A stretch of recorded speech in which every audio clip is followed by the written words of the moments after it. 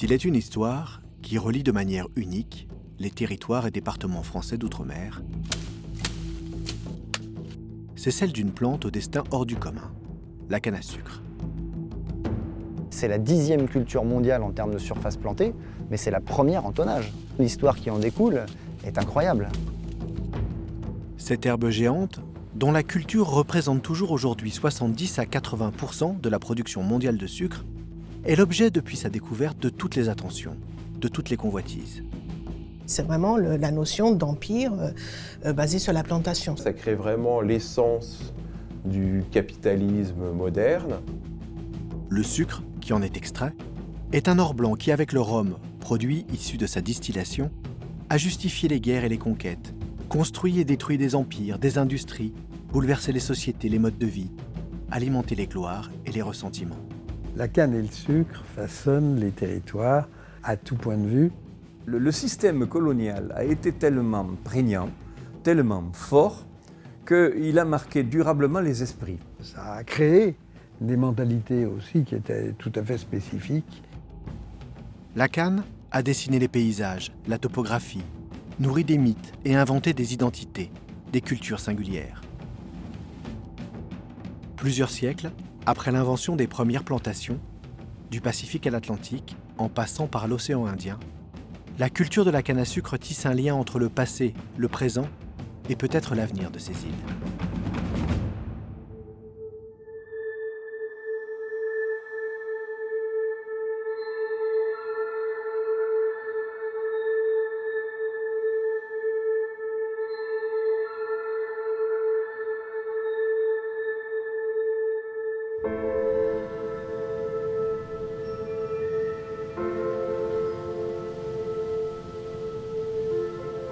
Taha, Polynésie française, une petite île de l'archipel de la Société.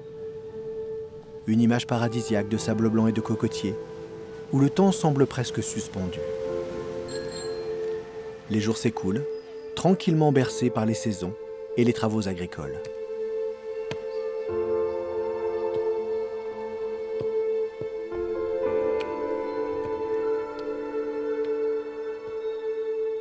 Mais sur Taha, le vent agite aussi désormais le vert profond de nouvelles plantations.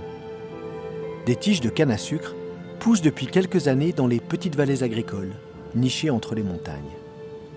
Nombre d'entre elles avaient été abandonnées, mais les voilà à nouveau défrichées et plantées.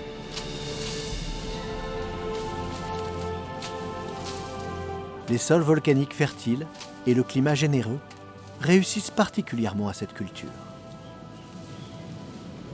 Pas que ça soit trop cher. Même pas scooter. Ange Tehae est l'une de ces nouveaux planteurs. Originaire de l'île et contrainte de partir pendant 10 ans sur Tahiti pour trouver du travail, elle cherchait un projet agricole pour revenir sur Taha.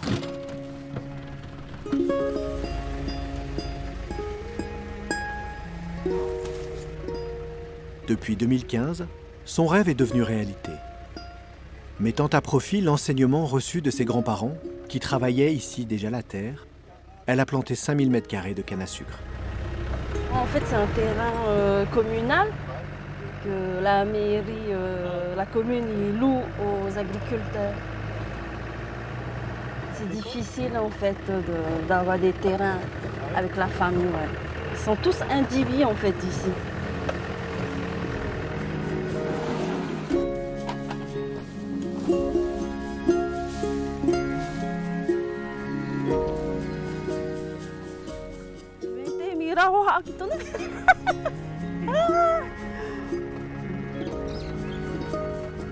Si tu arrives bien à marier la vanille, la fleur, ça va te donner de la vanille. C'est la pollen jaune.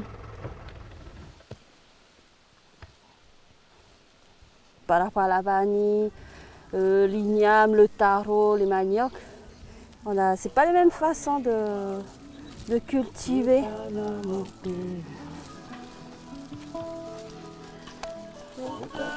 Tu vois ça? On a planté là mercredi dernier et ça nous fait beaucoup de racines. Une semaine, on va attendre une semaine T'as déjà des racines et pousse bien. Et puis waouh, ça pousse facilement. Il y a juste l'entretien à faire attention. Il faut attendre 1 an pour pouvoir récolter. Tu vois, l'herbe, elle est déjà plus haute que la canne qui vient de sortir.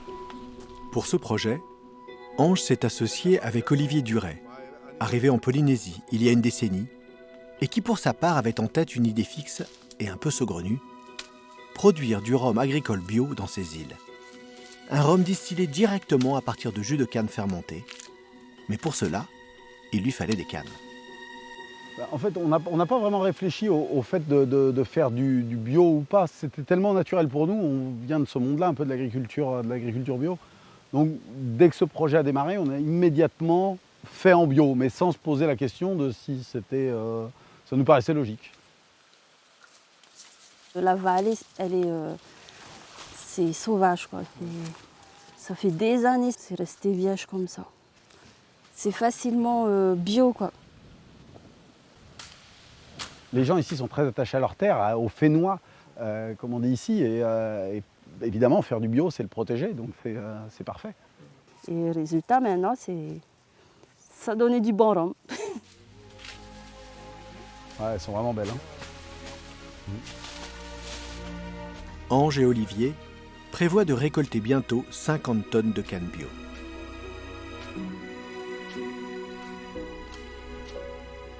Mais si ce projet a séduit Ange, ce n'est pas uniquement pour sa singularité ou par pur opportunisme économique. Pour elle, il est aussi synonyme d'un renouveau culturel de cette terre. Car loin d'être une culture importée, la canne à sucre est au contraire une tradition millénaire dans le monde polynésien. La cultiver, c'est renouer avec cette identité.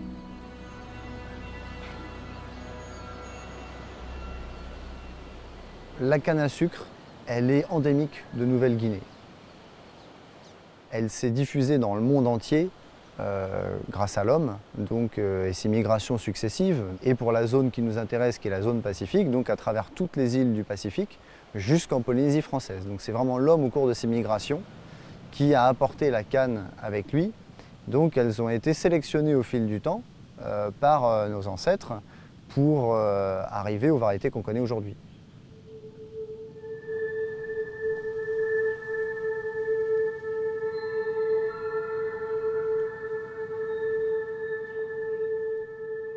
Appelée To ou Tolo dans le monde pacifique, Saccharum officinarum dans la classification scientifique, la canne à sucre a donc été domestiquée et hybridée d'abord en Papouasie-Nouvelle-Guinée. Les populations qui les premières mastiquaient ces cannes pour leur jus sucré ont naturellement sélectionné les variétés de la plante à plus forte teneur en sucre pour leur plantation. Vers l'est, sa diffusion a profité des extraordinaires technologies de navigation développées par les Polynésiens. Avec leurs grandes pirogues doubles, capables de franchir plusieurs centaines de kilomètres, et leur connaissance du ciel et des signes de la mer permettant une navigation précise d'île en île, ils lui ont fait connaître un destin inattendu. De Raiatea à la Nouvelle-Zélande, ou d'Hawaï à l'île de Pâques, les Polynésiens qui voyageaient sur le plus grand océan du monde assuraient leur subsistance grâce à quelques plantes essentielles dont la canne à sucre faisait partie.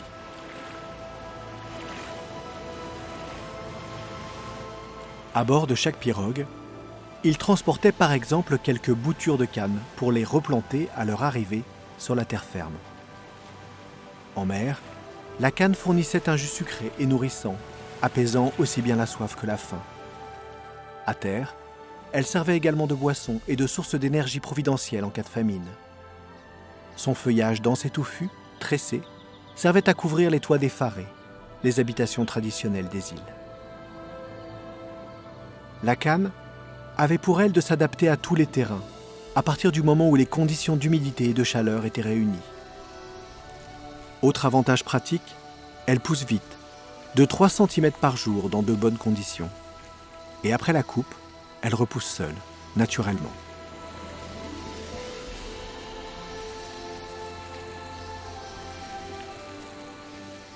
Dans le monde polynésien, la canne à sucre a donc toujours été cultivée localement, à petite échelle. Et aujourd'hui encore, chaque famille a toujours dans son apou son petit potager, à proximité des maisons, quelques pousses de canne. En fait, là, elle a besoin de juste 4 morceaux. Là, elle va les éplucher, bien nettoyer, et elle va l'écraser en fait.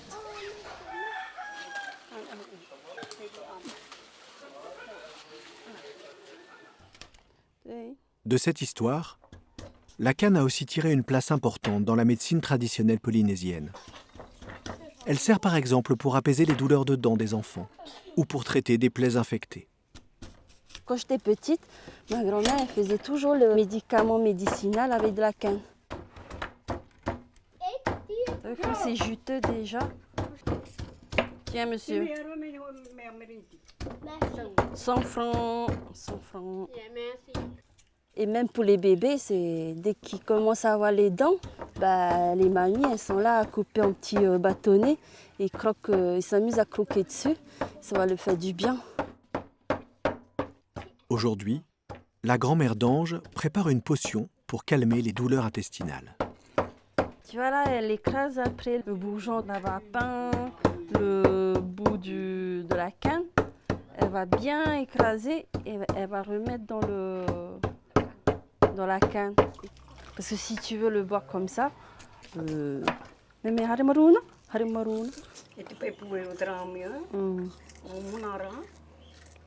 c'est bon. C'est bon, hein.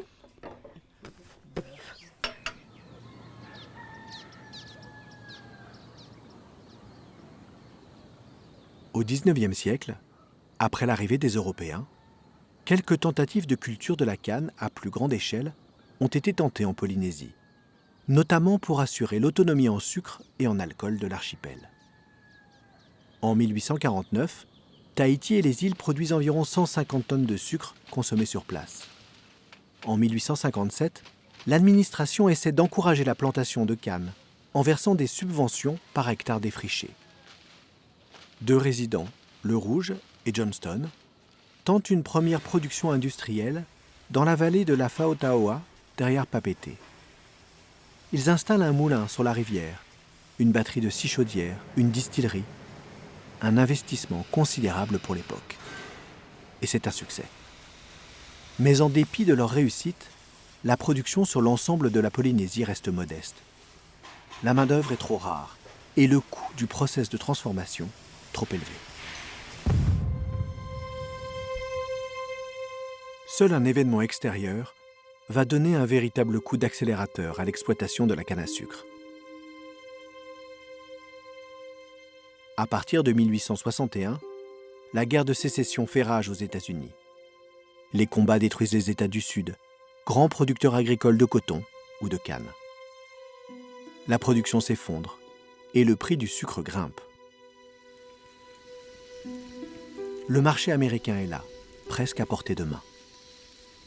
À la fin du 19e siècle, il y a eu une expérience qui est la grande plantation d'Atimaono de James Stewart et Soares qui ont monté un business énorme pour l'époque, donc 4000 hectares, 2000 hectares de coton et dans ces champs, dans ces fameux 2000 hectares, il y avait peut-être une centaine d'hectares de canne à sucre.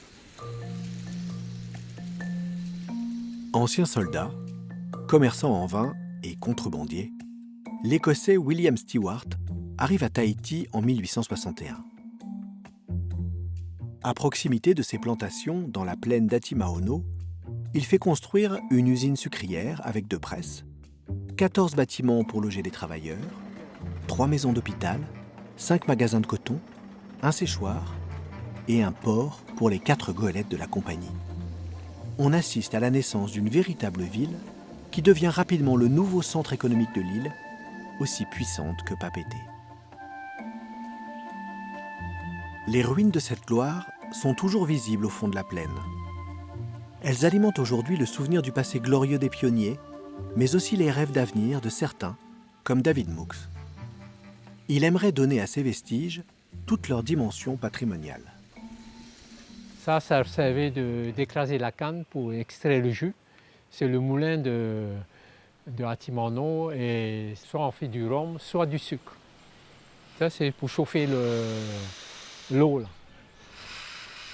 C'est une chaudière à eau, quoi. La canne, il est déchargé là-haut et il est écrasé et il y a une chaîne qui amène jusqu'ici et l'entrée du four, c'est là. Et la bagasse servait à chauffer les deux fourneaux. Cette machine qui fonctionne avec la roue Pelton, c'est en fonte. On pourrait le faire remarcher. Même si elle a plus de 150 ans, il suffit de nettoyer un petit peu, de changer un peu les écrous. C'est une machine unique au monde et ce serait bien de sauver ce patrimoine-là. Stewart, comme ses prédécesseurs, peine à trouver des ouvriers. Mais rien ne l'arrête et il décide d'aller les recruter en Chine, à Hong Kong. Cette plantation d'Atimaono a profondément changé le paysage social polynésien avec donc l'importation d'une main-d'œuvre asiatique, les coulis chinois, les fameux coulis chinois, qui sont arrivés importés par James Stewart et qui étaient là pour de la main-d'œuvre pour les champs de coton et de canne à sucre. Ces coulis débarquent en février 1865. Ils constituent la première grande vague d'immigration chinoise à Tahiti. C'est un endroit où toutes les communautés ont travaillé, qu'ils soient tahitiens, chinoises, français, anglais, un peu de japonais au début. Et après, il y a les îles qui sont venues, Cook Island, Kiribati, mais ils ne sont pas restés. Ils sont repartis, c'est les Chinois qui sont restés. Mon père est venu en 1925 de Hong Kong. Il a travaillé dans la canne à sucre, il a travaillé ici dans Atimano. Le marché tahitien sera définitivement trop exigu pour que cette activité puisse se développer et les coûts bien trop élevés à l'export. La sucrerie fait faillite en 1874.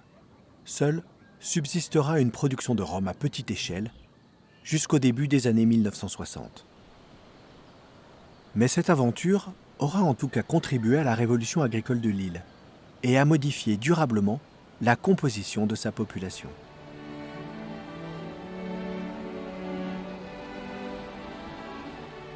Aujourd'hui, David Mooks veut rendre hommage à ces aventuriers de la canne, riches ou pauvres, qui font désormais partie de l'histoire de la Polynésie. Mais cet héritage va encore plus loin, car David a relancé lui aussi, il y a une vingtaine d'années, la culture de la canne à sucre sur Tahiti. Pourquoi la canne? Parce que quand j'étais petit, je plantais la canne déjà. Et mon père était agriculteur, donc je plantais un petit peu les cannes, des radis, des trucs. J'aimais bien l'agriculture. Et j'ai travaillé 30 ans pour l'armée.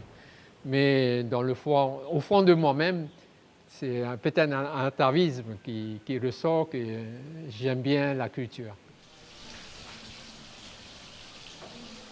Ce qui m'a donné vraiment la raison de cultiver la canne, c'est que quand j'ai eu mon premier fils, il était malade, la fièvre, les dents, tout ça là. Et ma belle-mère était une demi-tahitienne. Il faisait des médicaments à la tahitienne. Il nous a dit, pourquoi pas si je fais du jus, comme ça les mamans n'ont pas à aller couper la canne, à écraser soi-même, juste à chavirer avec la bouteille. Ici, on épluche la canne à la main. Au début, c'était en ville. J'avais une demi-hectare chez moi et ça ne suffisait pas en jus de canne à sucre. Et je suis venu ici pour avoir plus de surface. J'ai commencé avec 6 boutures de canne.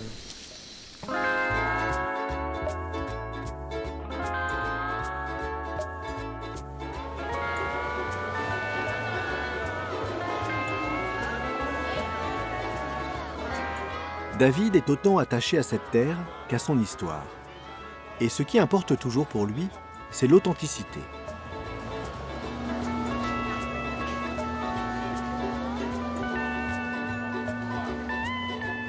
C'est aussi ce qui a sans doute fait le succès de son jus de canne frais, vendu sur le marché de Papeete. Hey, comment va? Chaque dimanche, il est là en personne, accompagné par sa femme et l'un de ses fils, pour presser les cannes et servir les clients. Et grâce à lui, boire son verre de jus de canne frais est devenu une tradition pour bon nombre d'habitants de Papeete. Merci.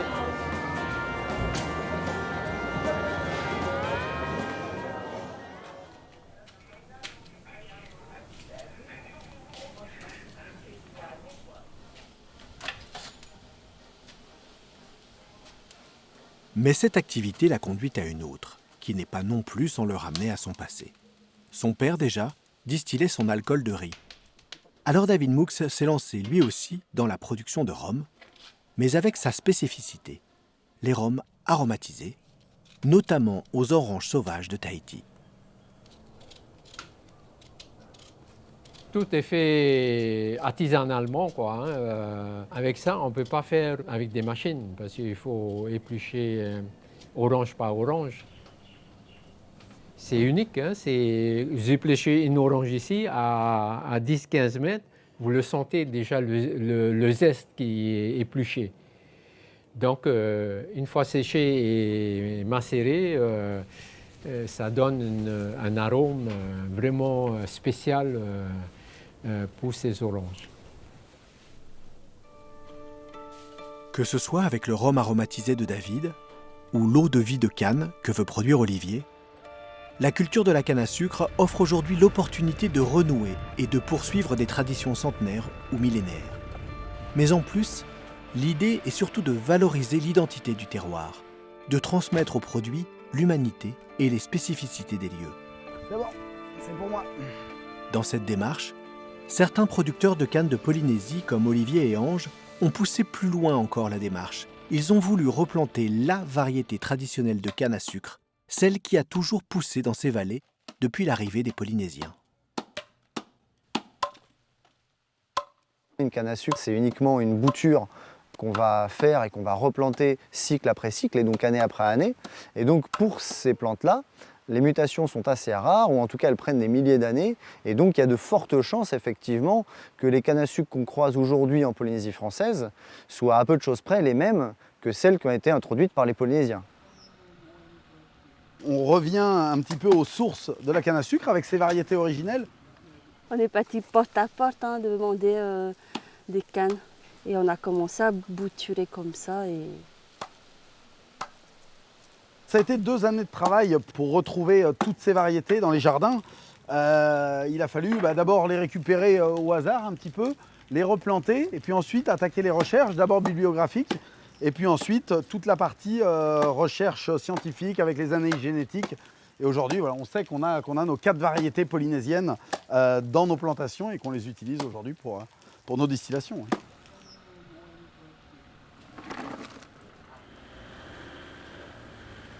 Encore quelques mois, et la dernière étape du projet d'Olivier prendra forme. Il attend l'alambic, qui lui permettra de produire directement sur place, à Taha, son rhum de tradition polynésienne. On est vraiment sur des projets qui sont en train de naître, avec pour l'ensemble de la filière en Polynésie une 50aine d'hectares, mais demain ça peut faire beaucoup plus.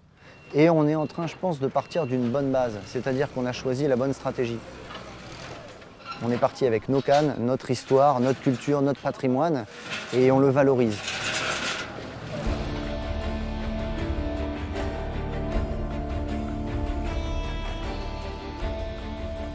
Dans leur recherche de variétés originelles, les nouveaux planteurs polynésiens ont notamment exhumé une variété dont l'histoire a largement dépassé la zone pacifique.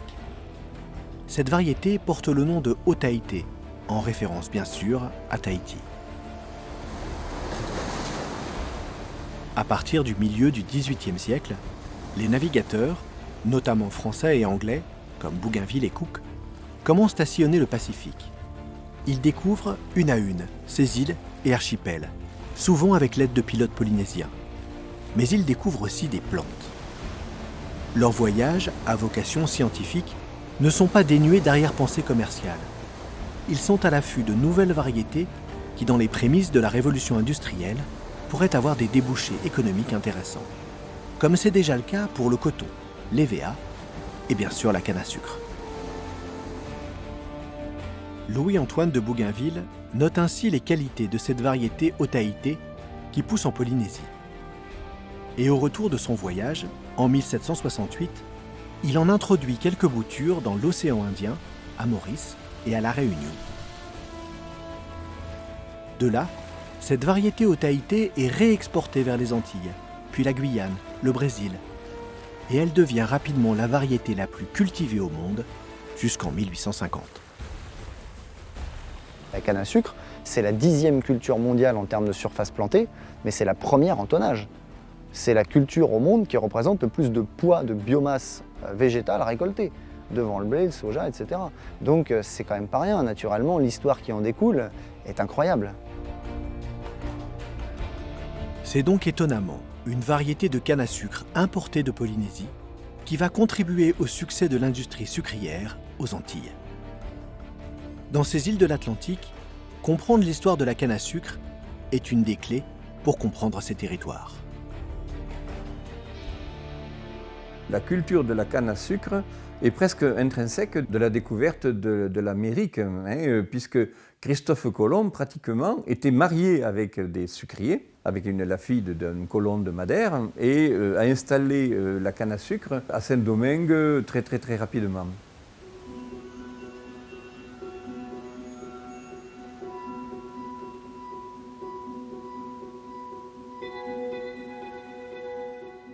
La canne à sucre dans les Antilles a profondément façonné les lieux et la société, pour le meilleur comme pour le pire. Elle est aujourd'hui omniprésente dans les mémoires familiales comme dans la mémoire collective. Les mentalités, la culture, les rapports sociaux, les représentations. Une mémoire vivante qui se lie rien qu'à observer le paysage. Franck Rilsi est né à Port-Louis, à la Guadeloupe. Il est passionné par cette mémoire et anime une association qui organise des randonnées autour des traces visibles du passé de la canne à sucre sur son île. Là, ce sont les cannes fraîchement coupées, là.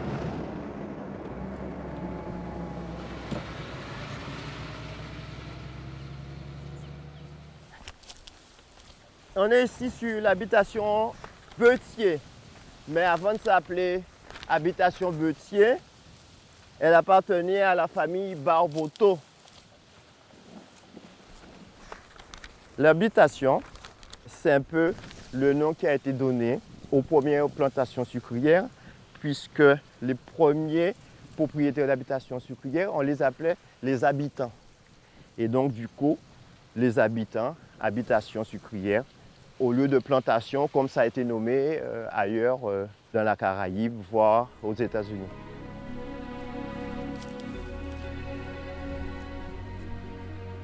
Ces habitations, pour la plupart aujourd'hui en ruine, ont façonné la géographie des lieux. Elles ont forgé le premier découpage administratif du territoire, structuré son organisation économique, sociale et administrative. Elles sont le symbole de la mise en place, pour la culture de la canne à sucre, d'une agriculture industrielle basée sur le modèle de la plantation. Fin 17e, on va avoir ces habitations qui vont se multiplier avec pour vocation la canne à sucre essentiellement. La canne à sucre pour fabriquer le sucre évidemment. La canne était plantée, ensuite coupée, récoltée, broyée au moulin, donc moulin à bête, ensuite moulin à vent. Et donc de ce broyage s'écoulait ce fameux jus, n'est-ce pas, qu'on appelait veseau. Et après, par différentes transformations de cuisson, de chaulage, etc., on aboutissait au produit fini qu'est le sucre. Les concessions étaient attribuées essentiellement, on va dire, aux Européens, qu'ils aient des moyens, d'énormes moyens ou pas. Et ensuite, ils faisaient fructifier ou non leur plantation. Les grands planteurs de la fin du XVIIIe et début du XIXe, les grands bourgeois, enfin la grande bourgeoisie, ce qu'on appelait après la saccarocratie, les grands planteurs, donc c'est vraiment la notion d'empire basée sur la plantation, sur la canne à sucre. Ça, c'est tout ce qui est la partie industrielle. Les usines à sucre et les installations sont proches des champs et des logements, car la canne doit être traitée fraîche, sinon elle sèche et perd de son taux en sucre. C'était le dépôt où on stockait un certain nombre de choses. Et partie habitation se trouvait plus de ce côté-ci.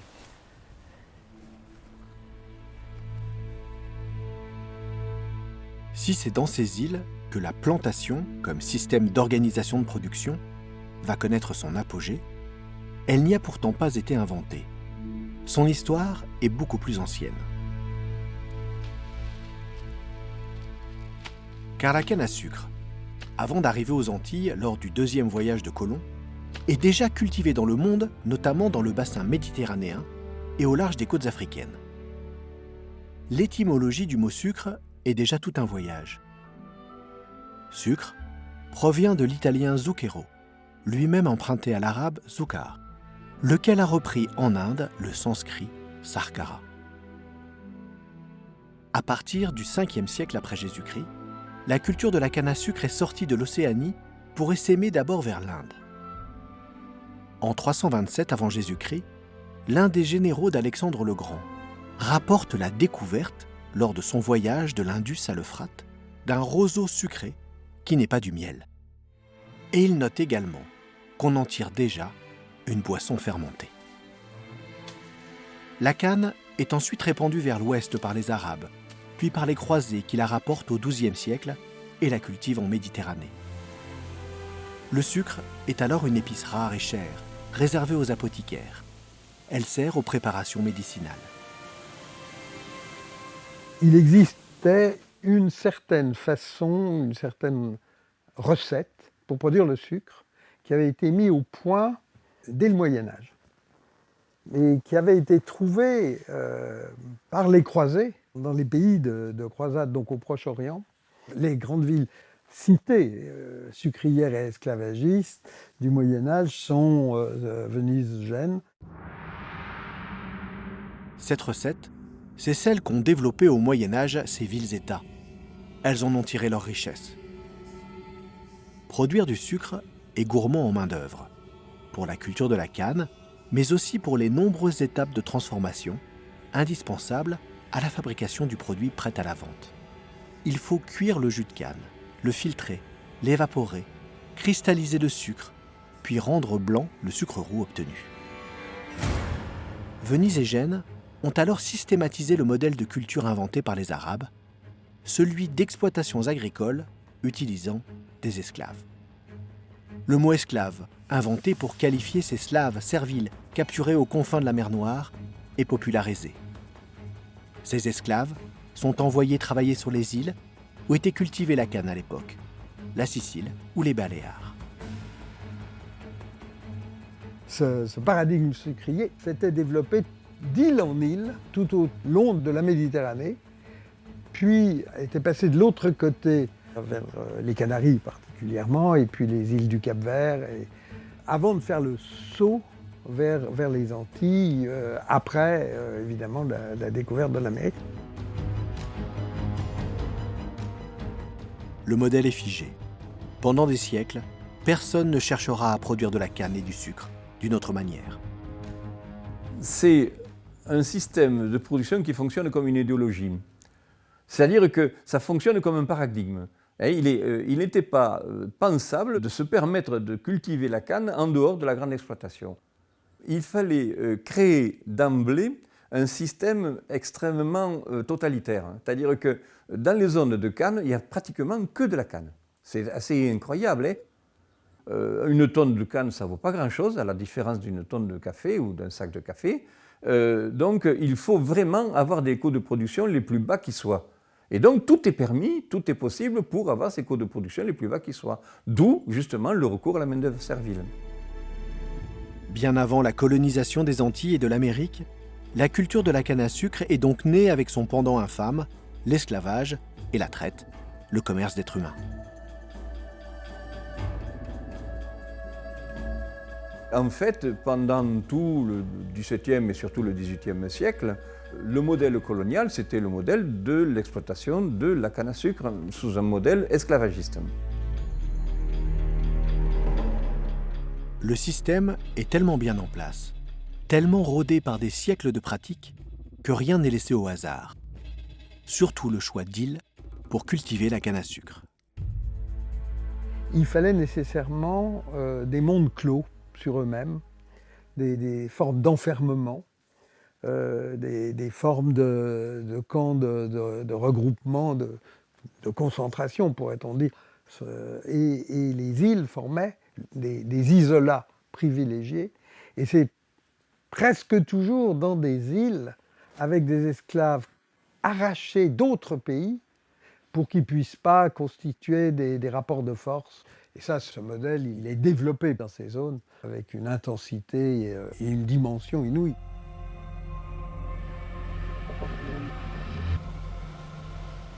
Le choix des Antilles pour développer la culture de la canne et la fabrication du sucre ne doit donc rien au hasard de la découverte de Christophe Colomb. Il est d'abord le prolongement logique de l'utilisation d'un système, d'un outil de production, la plantation.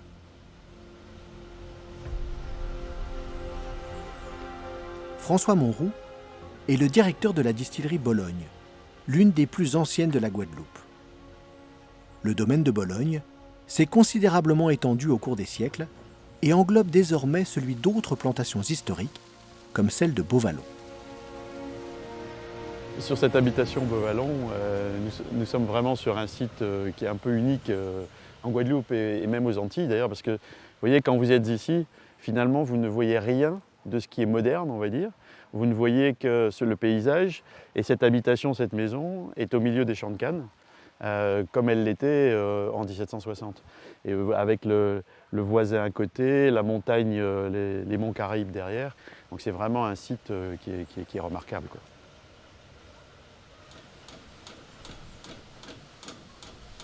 François est convaincu que l'histoire de ce patrimoine appartient à tous, et pas seulement à son entreprise.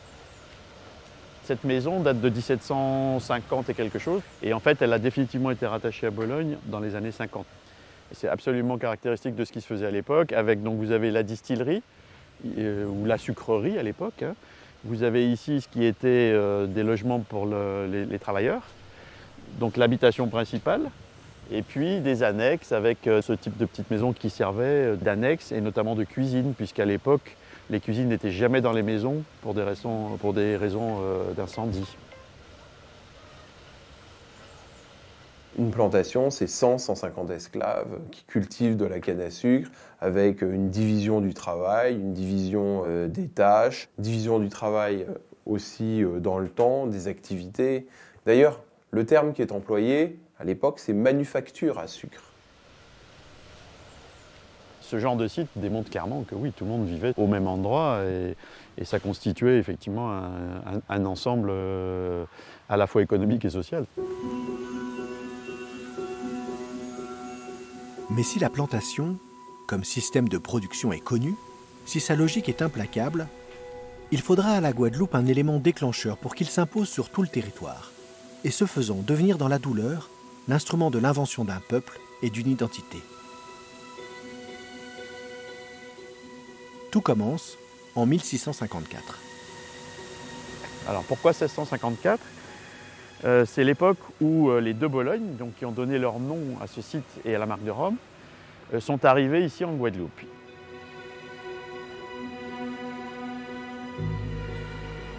Ce sont des gens qui étaient protestants, qui à l'époque des guerres de religion ont été chassés du Dauphiné, dont ils étaient originaires, donc c'était les Français protestants du Dauphiné. Et donc ils sont partis dans un premier temps aux Pays-Bas et après ils sont partis au Brésil. Ils ont développé le côté fabrication du sucre et ils étaient quasiment les seuls à l'époque à maîtriser ça.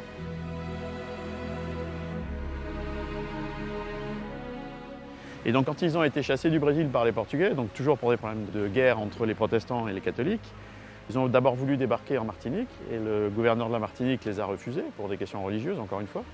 Et Charles Well, qui était le gouverneur de la Guadeloupe, lui, il les a acceptés parce qu'il s'était déjà frotté à la production de sucre et qu'il avait beaucoup de mal. Et donc il a été très pragmatique et ces familles sont arrivées avec leur savoir-faire et avec les gens qui savaient faire donc avec leur encadrement technique, si on peut dire.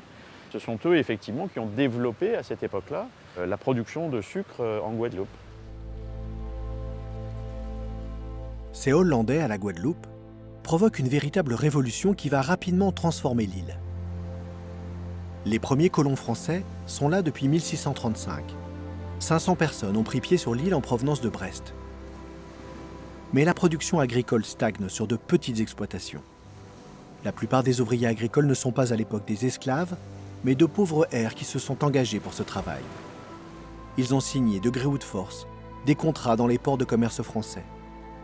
Ils seront près de 10 000 à se tuer eux aussi à la tâche jusqu'à la fin du XVIIIe siècle.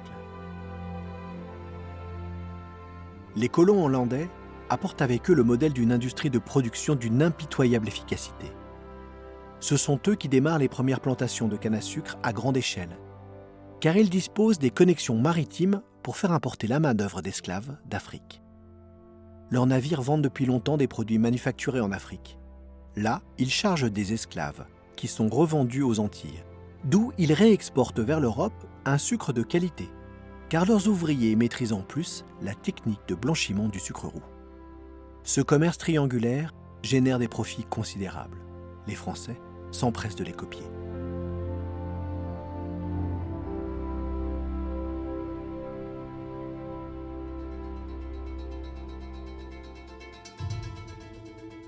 Entre 1673 et 1722 à la Martinique, le nombre d'esclaves est multiplié par 2,5.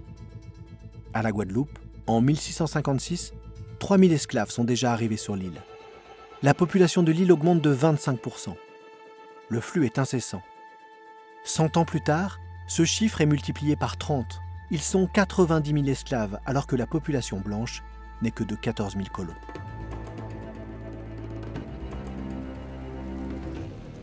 Partout, la monoculture de la canne à sucre s'impose et la structure de la population des îles se transforme radicalement. La traite des esclaves, la production, le raffinage et la commercialisation du sucre, la fourniture des colonies en biens devient à cette époque la part essentielle de l'activité commerciale de la France.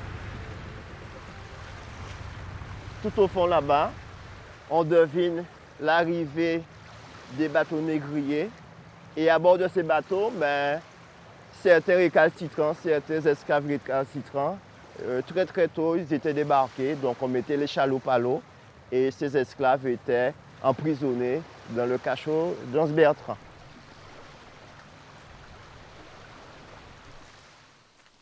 C'est un cachot qui a résisté au temps. Quand on regarde l'épaisseur des murs, on se rend compte que c'est quand même du costaud et qu'on ne s'échappait pas aussi facilement. Et c'est du solide, hein, parce que ça date et ça tient encore.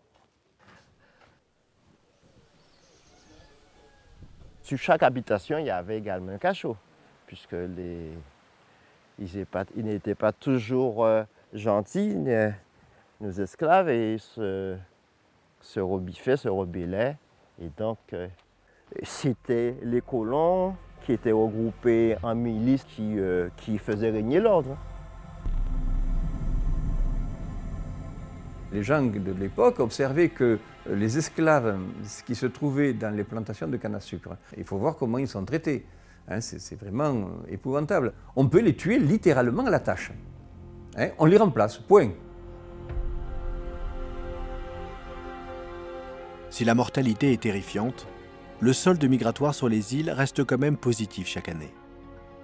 Et deux conséquences directes de la culture de la canne à sucre vont modeler les contours et les relations de la nouvelle société qui s'invente dans ces îles d'Amérique. Le métissage et l'affranchissement. Entre 1634 et 1715, sur 6200 départs vers essentiellement les Antilles, il n'y a que 40 femmes. Donc une femme pour 156 hommes. Et lorsque l'esclavage va se développer, on voit se développer assez rapidement des unions entre ces planteurs européens et des femmes esclaves. À Marie-Galante, en 1665, il y a 25 maîtres. Et sur ces 25 maîtres, il y en a 13 qui sont célibataires. Et sur les 12 qui sont mariés, eh bien 3 le sont avec des femmes amérindiennes ou africaines. Mais quand on regarde les esclaves qu'ils possèdent, lorsqu'ils possèdent des esclaves, on voit dans la liste des enfants mulâtres. Et ces enfants mulâtres sont probablement les enfants naturels, illégitimes du maître. Mais ça, c'est la première génération. Et donc, à la deuxième génération, la proportion de gens métissés est plus importante. Souvent, le planteur affranchit sa maîtresse, une esclave, et les enfants qui sont nés de leur relation. Des usages mis en place dès les premières années de la colonisation, et ce pour des raisons pratiques. Quand on étudie les mariages des maîtres, quasiment toutes les femmes sont créoles. Bon, sauf la première génération qui arrive d'Europe, mais après elles sont toutes créoles. Et un quart de leurs maris sont des Européens. Et du coup, surtout ceux de ce quart-là, n'étant pas habitués aux maladies tropicales, effectivement, ils meurent assez rapidement et elles se remarient. Et les femmes, c'est elles vraiment qui transmettent les patrimoines. Les femmes sont rares et d'autant plus courtisées. Veuves, elles ne restent jamais seules bien longtemps et se marient 2, 3, 4 fois. À chaque héritage, elles concentrent les terres et les fortunes.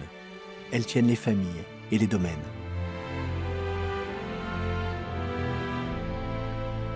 Rapidement, chez les planteurs, les commerçants, les affranchis, tout le monde est métissé. La canne à sucre invente un nouveau monde, un monde dit créole et métis, qui deviendra rapidement une culture à part entière, avec ses croyances, ses rites, ses coutumes, ses idées et ses relations sociales spécifiques.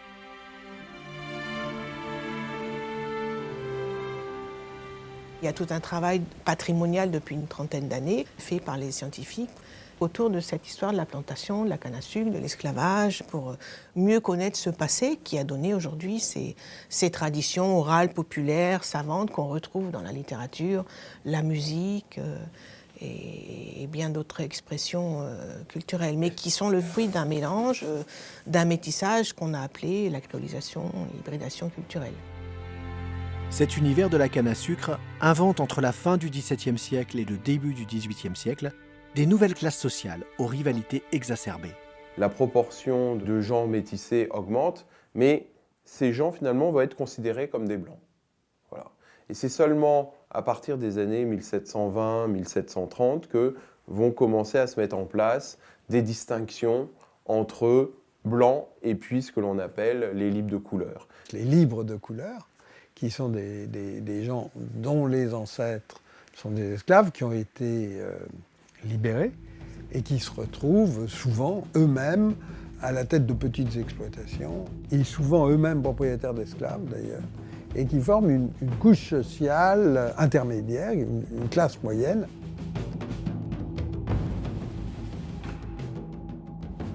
Il faut complexifier encore la situation, parce qu'à côté des grands blancs, il y a des petits blancs, qui sont souvent des commerçants, des gens dans les services, des contremaîtres dans les usines. Donc, grands blancs, petits blancs, libres de couleur, esclaves, d'une part, et puis d'autre part, blancs, métis, noirs. Tout ça crée une société qui devient extrêmement complexe. Donc la canne, pour Saint-Domingue, la Guadeloupe, Martinique, a inventé finalement un nouveau monde, un monde créole, mais ça a créé à la fois une société métissée, mais aussi une société qui a construit des couleurs et des différences entre couleurs. On va parler de race, et donc ça a construit cela.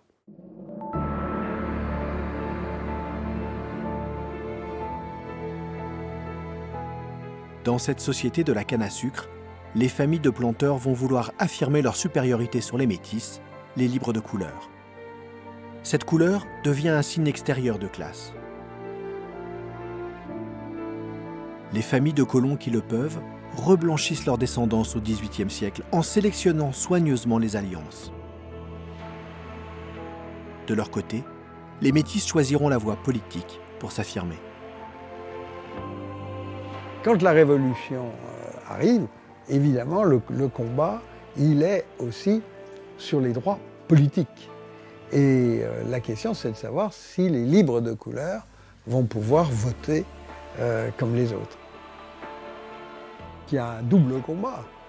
Le combat des esclaves noirs pour leur libération et combat des libres de couleur pour leur émancipation politique, pour leur émancipation citoyenne. C'est dans ce combat pour l'émancipation, dans la fragilité de l'identité sociale de chacun, que va naître la conscience politique dans les Antilles, avec toute sa singularité et sa radicalité. Alors qu'ils sont très éloignés socialement, les esclaves et les libres de couleur vont pourtant s'allier. Cette alliance est l'un des éléments décisifs qui va permettre la fin de l'esclavage et l'émancipation politique des libres de couleur. Elle permettra même à certaines îles comme Haïti d'arracher leur indépendance. Au-delà de cette alliance de circonstances, en moins de 2 siècles, l'économie sucrière a surtout dessiné une société antillaise composée de plusieurs catégories sociales que tout oppose. Les fractures et les tensions entre ces catégories perdureront même après l'abolition de l'esclavage. On peut voir en quelque sorte dans la population d'une part, dans le terroir d'autre part, dans les mentalités enfin, des spécificités qui sont indéniables. On appelait ici, comment dire en créole, cimetière blanc. Le cimetière des Blancs, c'est où on enterrait certains maîtres. Ici, c'est le vestige de ce qu'on appelle un caveau et de la sépulture d'un ancien maître. Voilà le tombeau. Et on voit encore le tracé de la tombe. Même dans la mort, il y avait une nette séparation entre maître et esclave. Si ces tensions entre communautés restent présentes, c'est qu'au-delà même de l'invention de classes sociales spécifiques, le système de la plantation a profondément affecté et forgé les esprits, les mentalités. Les relations entre individus d'une même ou d'une catégorie différente se construisent par exemple sur des peurs. La peur des esclaves, la peur des maîtres, la violence entre individus, entre hommes et femmes. Les mentalités ont été très fortement marquées dans toutes ces zones esclavagistes. Les femmes étaient à la merci des mâles blancs des colons, et à la merci des contremaîtres, disons. Donc il y avait une surexploitation à la fois sexuelle, ménagère, des femmes esclaves qui était indéniable. La femme avait sa case avec ses enfants, mais ces enfants venaient d'un certain nombre de pères, les pères étant passants, arrivant, venant, repartant, et le point focal étant tenu par la femme qui pouvait être, au bout d'un certain nombre d'enfants, être affranchie. Et ça a créé des mentalités aussi qui étaient tout à fait spécifiques, des formes de machisme qui sont particulières. Donc les mentalités de ce côté-là ont été forgées. L'esclavage, c'est aussi des questions de jalousie, de suspicion, de manipulation. Ce qu'il faut comprendre, c'est que les maîtres vivent dans la terreur. Ils savent que les esclaves sont plus nombreux. Sur une plantation, le maître, il est bien souvent seul. Éventuellement, il a un économe qui est d'origine européenne aussi, peut-être 2 fils. Bon, voilà, s'ils ont 3 ou 4 fusils, et à l'époque, un fusil, il faut 1 ou 2 minutes pour le recharger. Ça rate à 200 mètres, une fois sur 2, une maison de 2 étages. Et à côté, les cultivateurs, ils ont des sabres pour couper la canne. voilà, s'il tombait sur le maître, c'est fini pour lui. L'incertitude génère une tension permanente dans la société, qui se rassure dans une vision très manichéenne des relations sociales. Pour ne rien arranger, ces peurs sont instrumentalisées, et la justice n'est pas la même pour tous. Nous sommes sur l'habitation Mahaudière. On va dire le propriétaire principal avec sa famille s'appelait famille Douillard. Alors ça, c'est le moulin d'il y a quelques années, avant qu'elle ne soit transformée en chapelle. Et ici, nous avons la carte des ingénieurs du roi, où nous voyons déjà, donc, c'est précisé, moulin Mahaudière. L'habitation de la Mahaudière à la Guadeloupe a été le théâtre d'un épisode célèbre et particulièrement bien documenté, qui illustre les conséquences que cette méfiance instille dans les relations entre individus. En 1841, M. Douillard Mahaudière, propriétaire demeurant à Lens-Bertrand, perd successivement sa femme, 4 esclaves et 281 têtes de bétail. Il accuse alors une de ses esclaves, Lucille, d'empoisonnement. L'esclave Lucille était la maîtresse de Douillard Mahaudière. Et donc ce dernier l'a accusé de l'avoir empoisonné. Et donc il y a eu un procès retentissant parce que l'esclave Lucille a été emprisonné par son maître dans des conditions très très dures. Donc ce procès a eu lieu et finalement, malgré des faits reconnus par les uns et les autres, mais le tribunal a quand même relaxé le sieur Douillard de Mahaudière. Il y a eu des procès, il y a eu des vagues de peur. Mais malgré cette peur, la situation des maîtres était une situation quasi, je dirais, féodale, seigneuriale.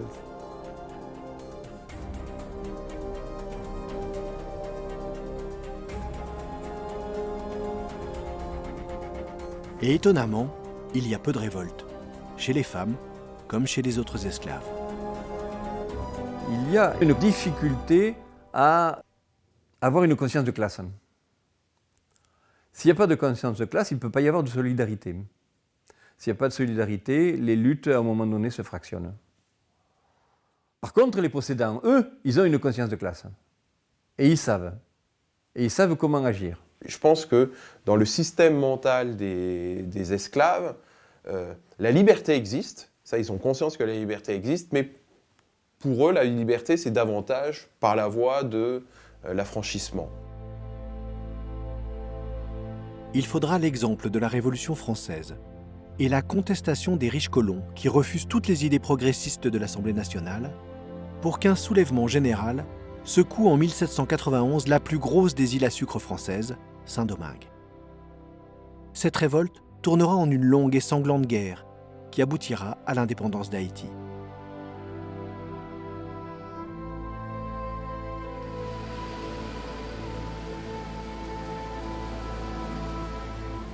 Aujourd'hui, les dégâts que la culture de la canne à sucre a provoqués sur des générations d'hommes peinent à être dépassés. Le système colonial a été tellement prégnant, tellement fort, qu'il a marqué durablement les esprits.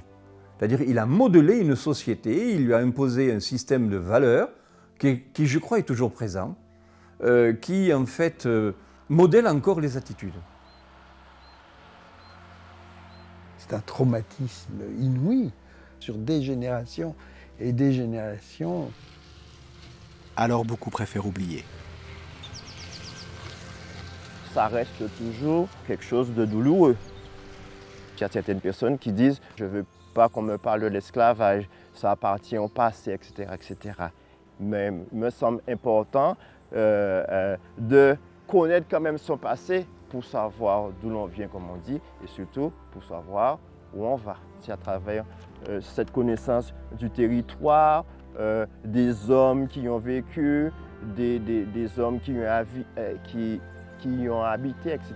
Je pense qu'il faut avoir quand même cette connaissance pour bien parfaire son identité, comme je dis. la canne et l'esclavage, qui est intrinsèquement lié, modèlent encore toutes les attitudes de ces îles-là, mais c'est quelque chose dont on ne parle pratiquement jamais.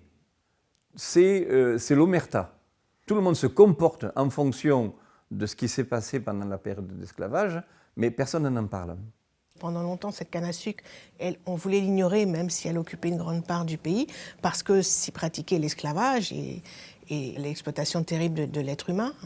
On voulait mettre en valeur la beauté des îles, ce qui a aussi donné tous ces stéréotypes, ce qu'on a appelé dans la littérature du 19e siècle le doudouisme, la doudou, la belle chérie. Mais c'est vrai que ça reste quand même une empreinte identitaire qui renvoie à une douleur, à un traumatisme.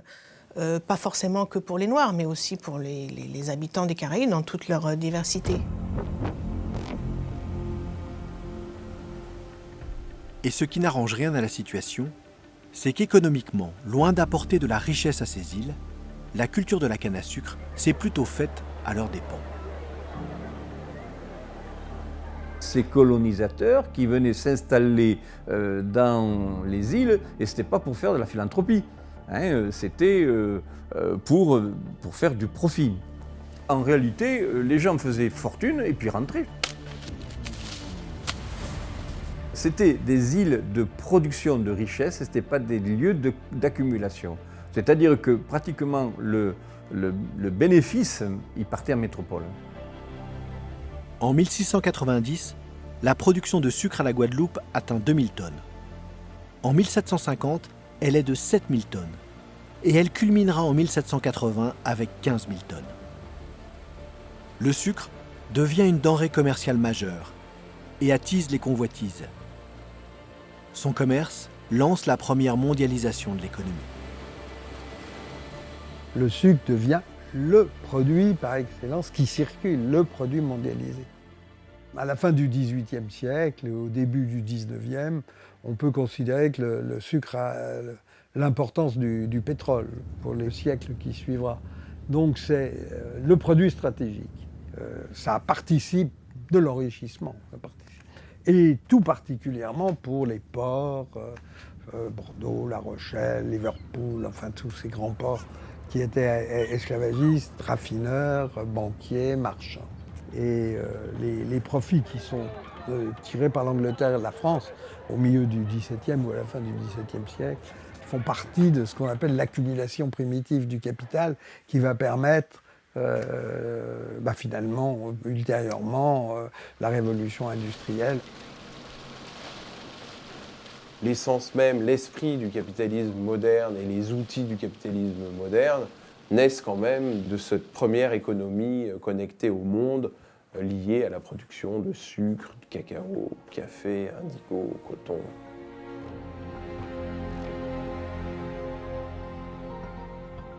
Mais en devenant le premier commerce mondialisé, le sucre est aussi devenu une denrée spéculative qui fait les fortunes et les faillites.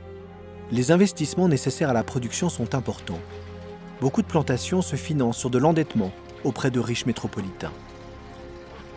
Les profits sont plutôt obtenus en métropole même, par les raffineries, par les marchands, par les armateurs, plutôt que dans les îles elles-mêmes. Les colons eux-mêmes, ils ont tendance à ne pas investir sur place et à rapporter ça vers les métropoles. Donc il y a un développement relativement modeste. Ce n'est pas une agriculture vivrière, c'est-à-dire des choses essentielles à la vie. Le sucre qui nous semble indispensable à nous, mais dont le corps humain s'est passé pendant des millénaires avant. Et donc là, il y a vraiment quelque chose qui est la création de produits superflus à forte valeur ajoutée. Donc ça crée vraiment l'essence du capitalisme moderne. À la fin, il ne reste rien. Ni bénéfices, ni infrastructures propices à un développement futur de ces îles, ni même de quoi leur permettre d'assurer leur propre subsistance. Paradoxalement, l'économie liée à la canne et au sucre reste un modèle très fragile. Et cette fragilité va devenir flagrante lorsque l'un de ces piliers va être remis en cause au XIXe siècle. L'abolition de la traite, puis en 1848, l'abolition de l'esclavage, provoque une crise majeure de la main-d'œuvre, un choc industriel. Dès le moment où il y a de la concurrence sur le marché de la main-d'œuvre, c'est-à-dire du moment où on ne peut pas imposer un prix ou une situation sociale, c'est-à-dire l'esclavage, il faut augmenter les prix, il faut augmenter le prix de la main-d'œuvre. Donc dans ce cas-là, la canne n'est plus rentable.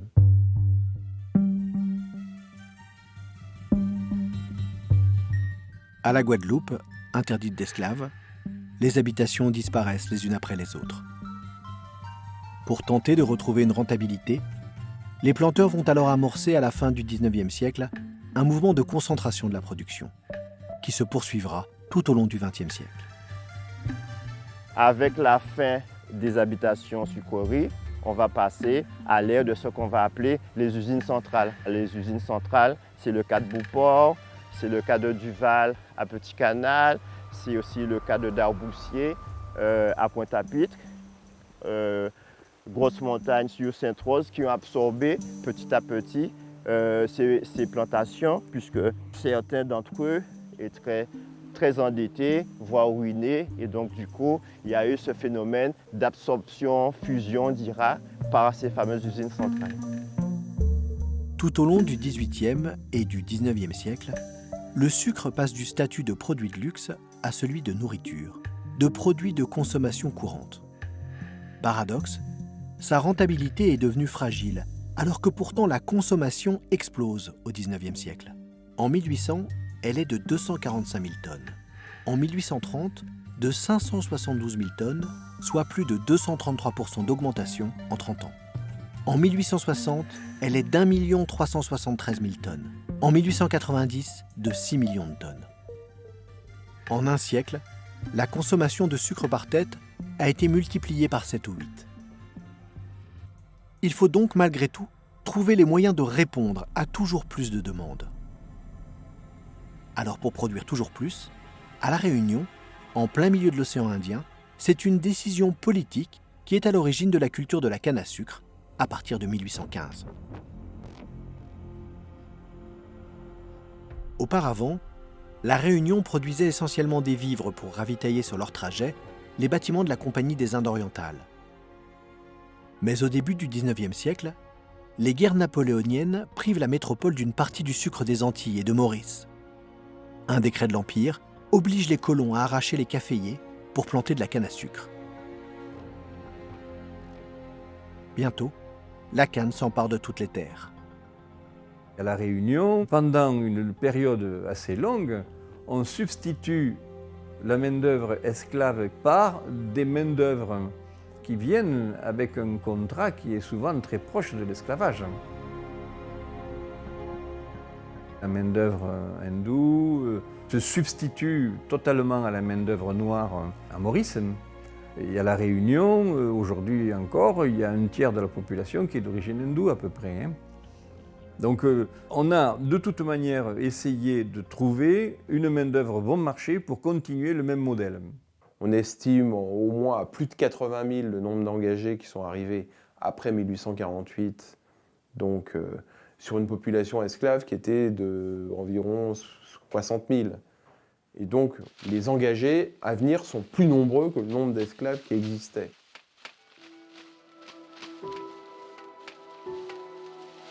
Ces engagés ne sont pas vraiment mieux traités que les esclaves. Mais beaucoup choisissent, une fois leur contrat initial terminé, de rester sur l'île. Leur arrivée modifie donc profondément la composition de la population de La Réunion. Là encore, la culture de la canne à sucre transforme la composition de la société. Il reste que les producteurs de La Réunion doivent faire face à l'augmentation des coûts de production et à la concurrence du sucre de betterave en métropole qui entraîne une chute des prix. Ils vont alors se tourner vers l'innovation industrielle pour répondre à ces problématiques.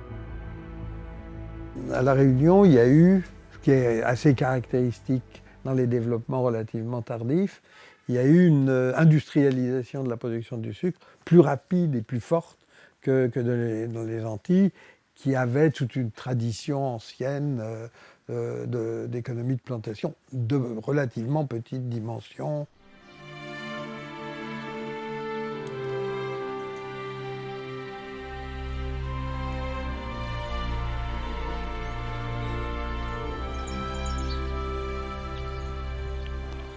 Xavier Le Terrier est historien et passionné par ce patrimoine industriel unique du XIXe siècle.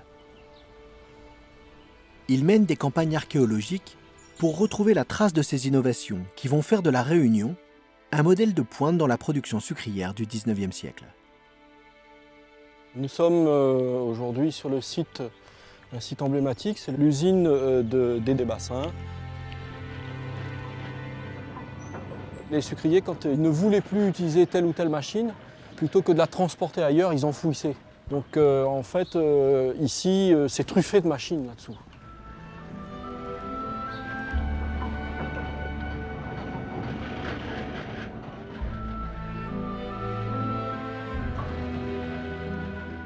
Ce qu'on recherche sur ce site, essentiellement, ce sont les traces de la première usine et surtout l'usine de 1832.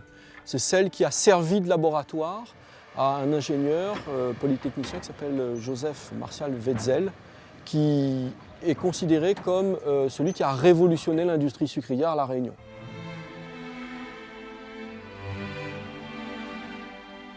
La Réunion va importer l'une des premières machines à vapeur de l'Empire colonial français.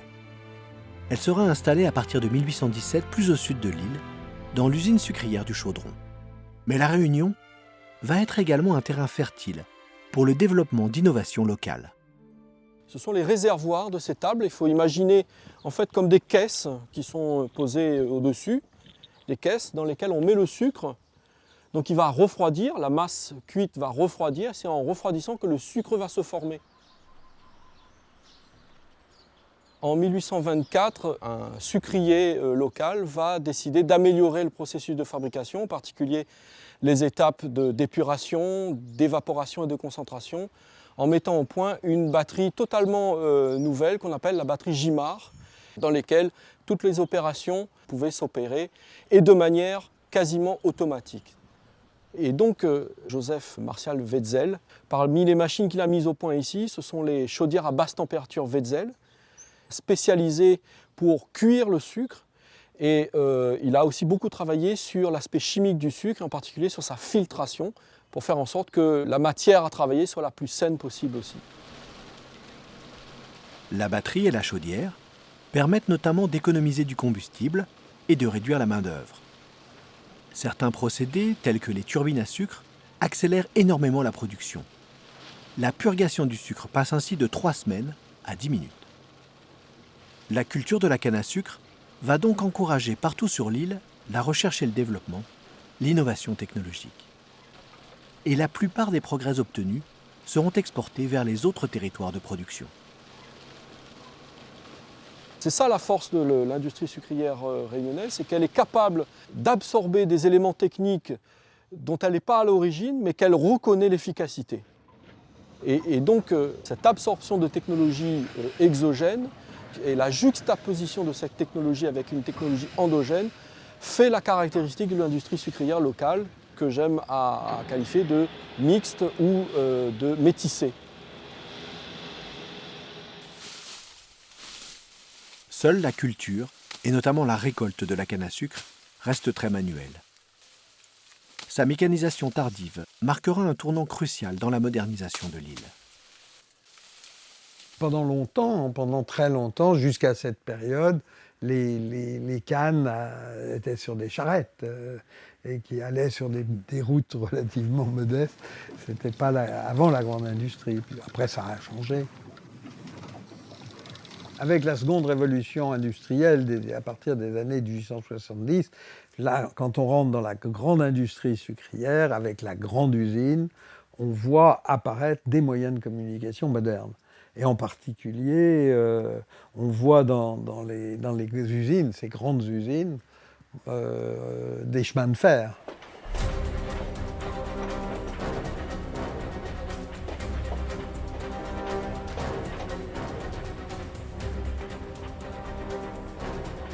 Le développement du train est le symbole de cette industrialisation galopante à La Réunion.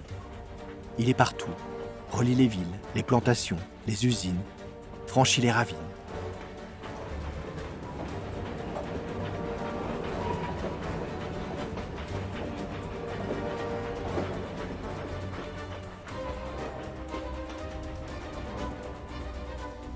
À La Réunion, la canne à sucre participe donc rapidement à l'aménagement du territoire. Et l'industrialisation progresse.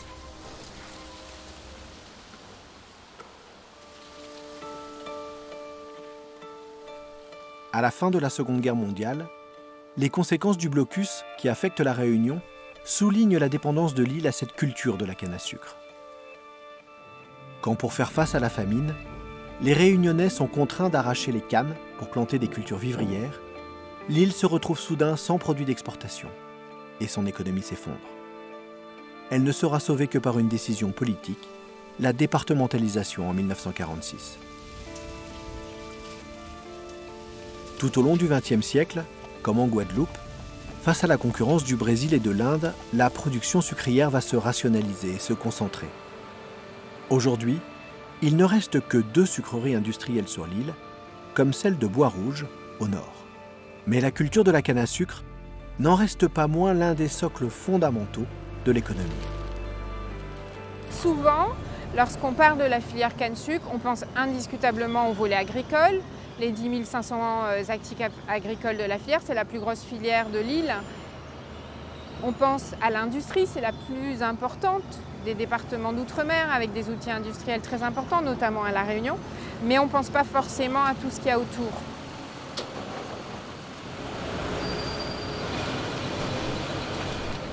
Tout ce qu'il y a autour, c'est toute la logistique. C'est le premier transporteur de l'île, quasiment au niveau de l'activité économique, avec le transport de la canne, le transport du sucre.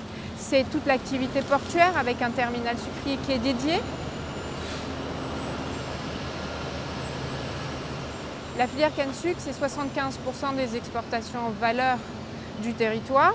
Et ce sont tous les services qui tournent autour, toutes les activités, je dirais, informatiques, de services, d'approvisionnement, de matériaux qui vont alimenter le fonctionnement de la filière. Donc effectivement, c'est tout un pan de l'économie qui couvre le primaire, le secondaire et aussi le tertiaire et qui impacte fortement l'activité de l'île.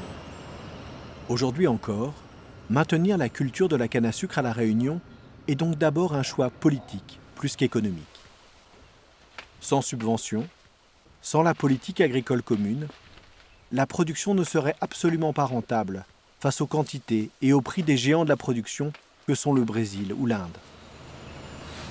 On est quand même le seul sucre de canne produit en environnement européen, dans un territoire français, avec des normes sociales, environnementales, qui sont les normes que nous connaissons aujourd'hui. Cette situation restera-t-elle tenable ? La question est entière. Mais on ne peut que constater les dégâts d'une telle monoculture dominante sur un territoire.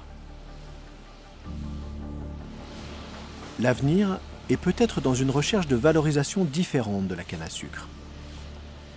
L'esprit d'innovation de La Réunion s'est poursuivi au XXe siècle, et La Réunion a été l'une des premières à se lancer dans la production d'énergie à grande échelle en utilisant la bagasse, la fibre de la canne. Collée à la sucrerie, est installée depuis 1991 une centrale électrique. Pascal Langeron a travaillé sur cette centrale dès sa conception. Ce que vous voyez là, c'est la bagasse qui sort directement de la sucrerie. On a à peu près une centaine de tonnes. Ça peut monter jusqu'à 8 mètres de haut. Quand la sucrerie s'arrête et qu'on doit tout consommer, en 6 heures, on a tout nettoyé. La bagasse, elle est brûlée dans des chaudières à haute température, haute pression. La totalité de la vapeur fait d'abord de l'électricité. Et ensuite, une partie de la vapeur va à la sucrerie pour faire du sucre. On récupère 2 fois plus d'énergie dans la bagasse et donc ça nous permet de vendre de l'électricité au réseau EDF. Donc il y a une vraie efficacité énergétique et c'est ça la cogénération. Là, le convoyeur est en train de se déplacer, c'est pour ça que vous entendez les signaux sonores. Nous, ce qu'on a besoin, c'est qu'il y ait le maximum de bagasse. Donc il faut que la filière soit saine, durable parce que le jour où les niveaux de canne vont baisser, il y aura moins de bagasse et donc il faudra substituer autre chose à la bagasse.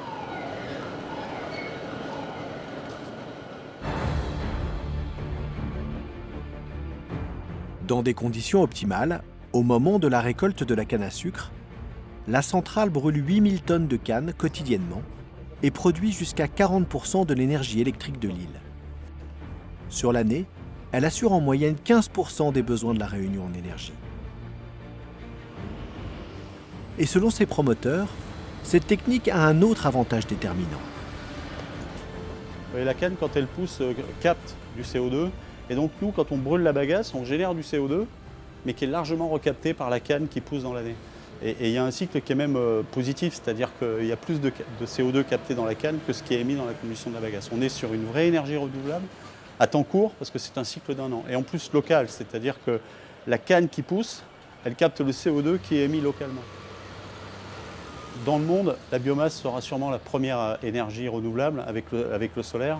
Et donc, toute forme de valorisation de cette biomasse fera du bien pour décarboner la production d'électricité ou la consommation d'énergie. Tant qu'il y aura de la canne, il y aura des centrales qui produiront de l'électricité à partir de cette biomasse. La canne à sucre pourrait-elle alors modifier de manière radicale les capacités énergétiques des territoires? La bagasse devenir un combustible exportable et propre?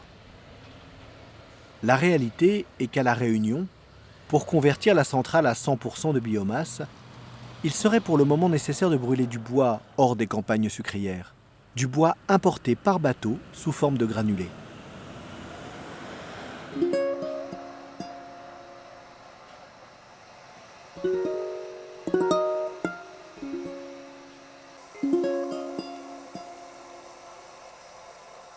Créer de la valeur autour d'une culture qui n'en a plus, le pari est audacieux. La solution est sans doute dans l'invention et l'accumulation de plusieurs débouchés à haute valeur ajoutée. Le sucre n'est plus le seul produit issu de la culture de canne. Il peut y avoir du rhum. Il peut y avoir aussi des produits alimentaires à base de sucre.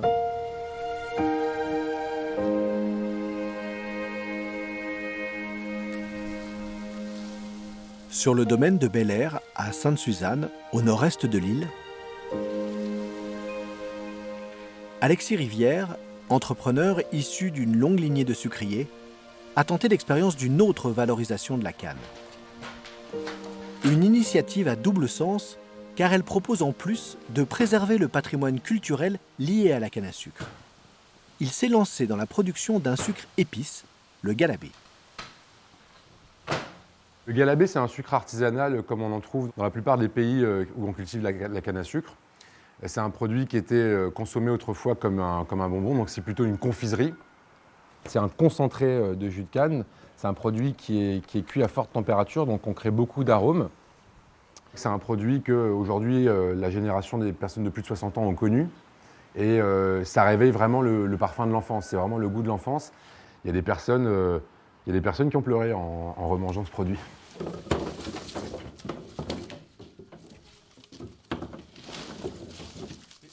Ça, c'est un moulin qu'on a retrouvé dans le jardin d'une de mes tantes. Et donc, c'était totalement en pièces détachées.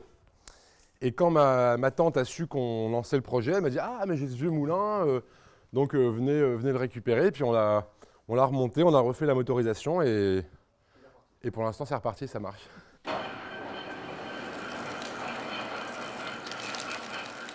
Donc la première étape, c'est l'extraction du jus de canne. Donc on presse la canne pour en extraire le jus.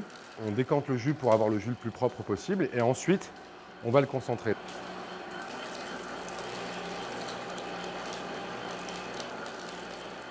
Quand on a décidé de se lancer sur la fabrication de ce produit, on a recherché des personnes qui étaient susceptibles d'en faire encore. Et ça a pris un certain temps, parce que en fait, il y avait quasiment plus personne qui en faisait. Moi, je n'ai retrouvé qu'une seule personne qui faisait ça de manière encore plus artisanale que nous. Et en fait, ça s'est passé très simplement. Il a accepté de transmettre le savoir-faire. Donc il est venu ici, et puis on a fait quelques cuissons ensemble, et le tour de main d'origine s'est transmis comme ça.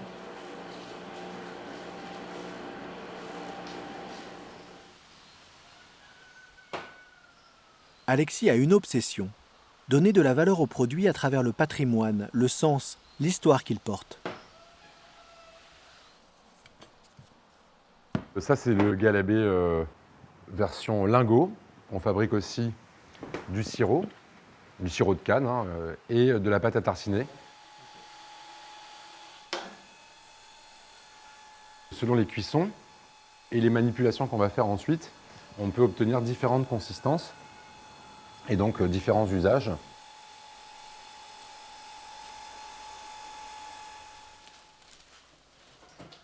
Il y a un plaisir à faire les choses soi-même, d'abord parce qu'on les maîtrise, parce qu'on les comprend, parce qu'on s'y accoutume.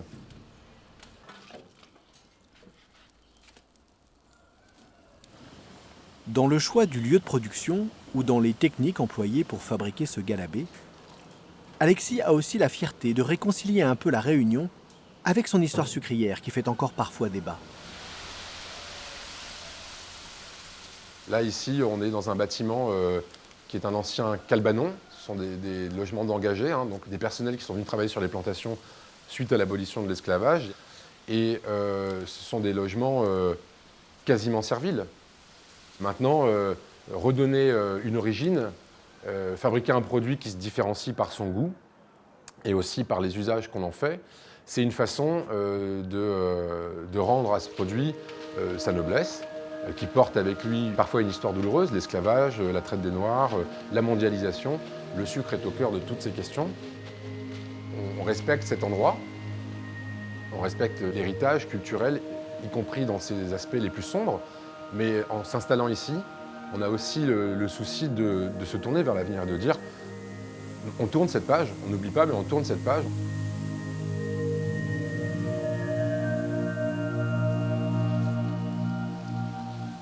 Après cette première phase, qu'Alexis qualifie lui-même de rocker dans son garage, il est temps de passer à une production plus conséquente. Le galabé artisanal est déjà un succès, adopté par exemple par les grands chefs. Mais Alexis vise plus haut. Son objectif maintenant est de construire des infrastructures industrielles pour multiplier par 10 la production. Je pense que c'est la première sucrerie qui va être créée à La Réunion depuis à peu près 100 ans. Mon grand-père disait « on entre en sucrerie comme on entre en religion ». Et j'ai jamais trop su ce que ça voulait dire jusqu'au jour où cette idée est arrivée. Je me suis senti relié quelque part à cette ascendance et puis ça a fait un tour de sang et puis voilà, on s'est lancé.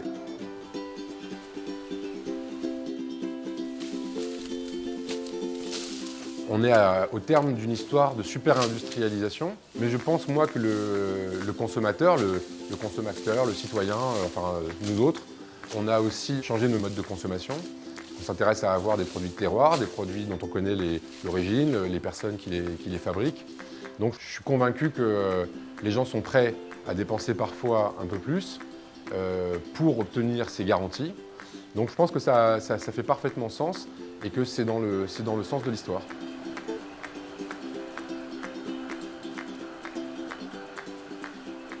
L'histoire étonnante, difficile ou carrément douloureuse de la canne à sucre dans les différents territoires, Polynésie, Antilles, Océan Indien, est donc aujourd'hui un héritage patrimonial sur lequel certains ont choisi paradoxalement de miser pour l'avenir. Galabé ou rhum d'exception sont des paris osés pour des produits pas comme les autres. Et redonner une valeur au sucre, qui dans son industrialisation en a tant perdu, est un objectif courageux.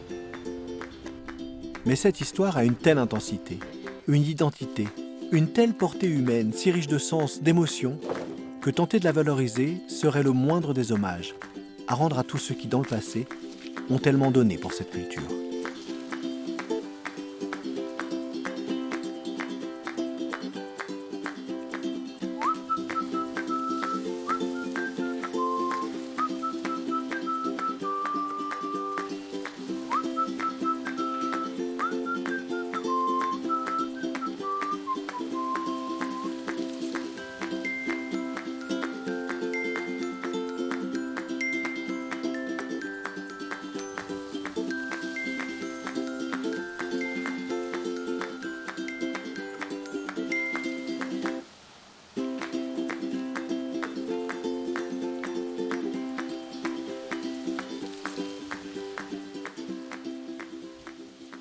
Thank you.